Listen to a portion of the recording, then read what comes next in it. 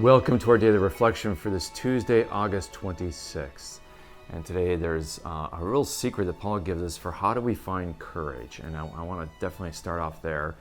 And then we'll look at what Jesus says in the gospel about kind of some of the pitfalls for religious people, where we can have common mistakes. And we want to avoid those. We want to be really religious, but we want to avoid the mistakes that oftentimes happens to really religious people. And we can all fall into it, not just the Pharisees and scribes. But let's look at courage. When Paul says, he talks to the Thessalonians, and he's very transparent how, they knew that he was among them, but how he had suffered at Philippi. And he didn't try to hide that. He wasn't trying to be proud, which I think is really impressive. And, Paul was very vulnerable and transparent with the Thessalonians about how, he had suffered and what he had to endure in trying to serve God. But then, you think about his suffering and his transparency and vulnerability, but that takes courage. And then he says, we drew courage. And where did he draw that courage from? It's like drawing it from a well. Where did he draw that courage out of? He says, we drew courage through our God. Wow. In other words, it was by prayer that Paul, asking God for strength, for courage, that's where Paul found his courage, is he drew it like someone drawing water from a well. He drew courage from his prayer with God. How beautiful is that? My friends, sometimes we can be too passive in prayer. And sometimes we can be so passive that we don't pray. That's even the worst, right? So we want to pray, but we want to, in our prayer, draw out from prayer what we need from God. Lord, I am struggling in this area. Tell him what that area is and draw the strength from God for whatever area it is that you have the most need and whatever area you struggle with. And for Paul, after suffering and all the different things, he needed to draw courage from God. So he prayed fervently for that. And that's really the difference of the saints. It's not that the saints are stronger than we are. It's that they see their weakness and their need. Like Paul, he perceived he needed courage. He was afraid. And he drew it from God with prayer. And that's the difference of the saints. They draw what they need from God in prayer. And let's go to that wellspring of grace in our prayer. And then when we get to the gospel, Jesus chastises the scribes and the Pharisees for basically majoring in the minors. There's so many different elements of our religious faith. And he says, look, okay, tithing's part of faith, and you make a big deal out of paying tithes to mint and dill and cumin. In other words, herbs, not even the crops, but these spices and seasonings like dill and cumin and mint.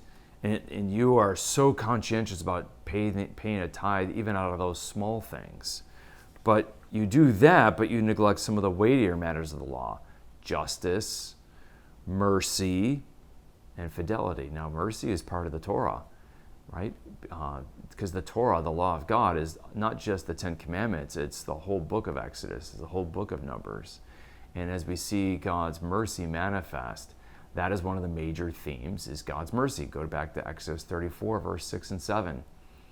And yet they're not pursuing and embodying mercy, which is one of the key attributes and elements that God models for his people.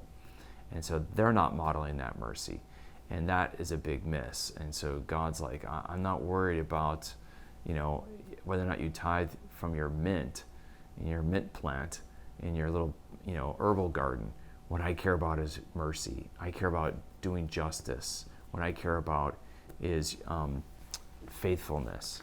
And so it's easy to have certain things in our religious practice that we like.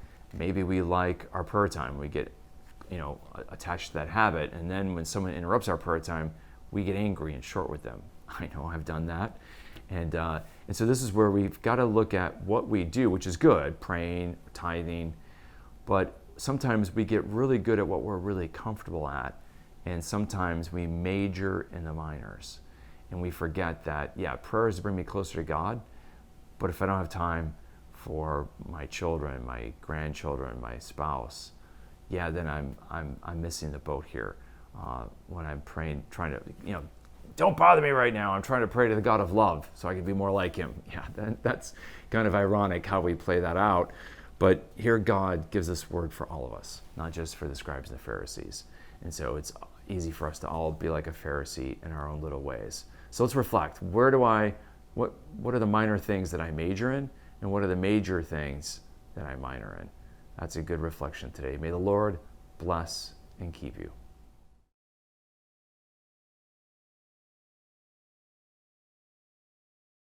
I'm so excited about this month of August because it's our 20th anniversary for the Augustine Institute. And all of us here at the Augustine Institute are so excited about, as we look back over the past 20 years, all the amazing things that the Lord has done and how many people he's brought into our reach. We've become the largest Catholic graduate school in theology. We have the largest video platform formed. And now we have the fastest growing curriculum, Word of Life, in Catholic schools. And now we have this beautiful new campus, a half hour north of the city of St. Louis on the Bucolic Bluffs overlooking the Missouri River. And all these things God has done, and we see that he wants to do so much more. We have more requests than ever for our growing graduate school. I have priests and religious around the globe actually asking us for scholarships so that they can attend our graduate school. We have so many people asking for so much more content from our form platform. All kinds of opportunities. And what is at the heart of our ability to reach so many people is our mission partners, those who donate. And so I want to invite you to join our special fellowship of donors called the Mission Circle. Because people who join this membership in our Mission Circle, we have a special community and we do special things with them and for them on a monthly basis. But what they do is by prayer and by financial support, you help empower our mission to reach more and more souls for Jesus Christ. We're really reaching millions, but there's millions more to reach. And we want to do that as we look to the future. And so as our Pope Leo XIV, who calls himself a spiritual son of St. Augustine, we want you to join us as children of St. Augustine and under our patron St. Augustine. Help us to share the good news of Jesus Christ, because our mission is simple: to help Catholics understand, live, and share the gospel. Become a member, please, by the Feast of St. Augustine, by August 28th. We want to grow our membership so that we can grow our mission. Thank you so much, and God bless.